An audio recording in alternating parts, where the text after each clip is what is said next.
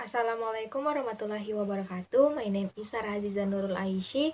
I'm from class B English Literature, and in this video, I'm going to read a poetry. The title is I Measure Every Grief I Meet by Emily Dickinson. I Measure Every Grief I Meet by Emily Dickinson. I measure every grief I meet with narrow, probing eyes. I wonder if it wakes like mine or has an easier size. I wonder if they bore it long or did it just begin. I could not tell the date of mine. It feels so old of pain. I wonder if it hurts to live and if they have to try, and whether could they choose between it would not be to die.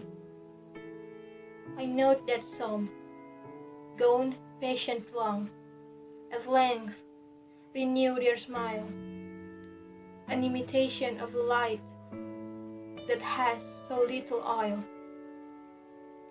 I wonder if when years have piled some thousands on the harm that hurt them early, such a lapse could give them any balm. Or would they go on aching still through centuries of nerve, enlightened to a larger pain, in contrast with the love? The griefs are many, I am told. There is the various cause, death is but one, and comes but once, and only nails the eyes. There's grief of want, and grief of cold, a sort they call despair. There's banishment from native eyes, in sight of native air. And though I may not guess the kind correctly, yet to me, a piercing comfort it affords in passing Calvary. To note the fashions of the crows and how they are mostly worn, still fascinated to presume that some are like my own. So the purpose of this poetry is to understand the grief that exists in ourselves and others.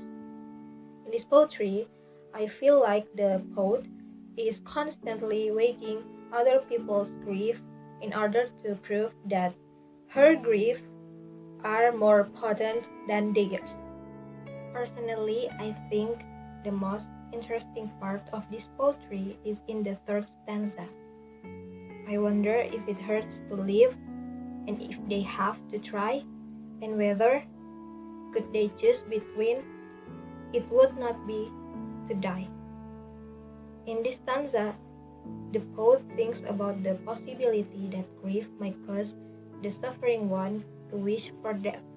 She wonders if the sufferers think about or making a choice between continuing to live in pain or committing suicide.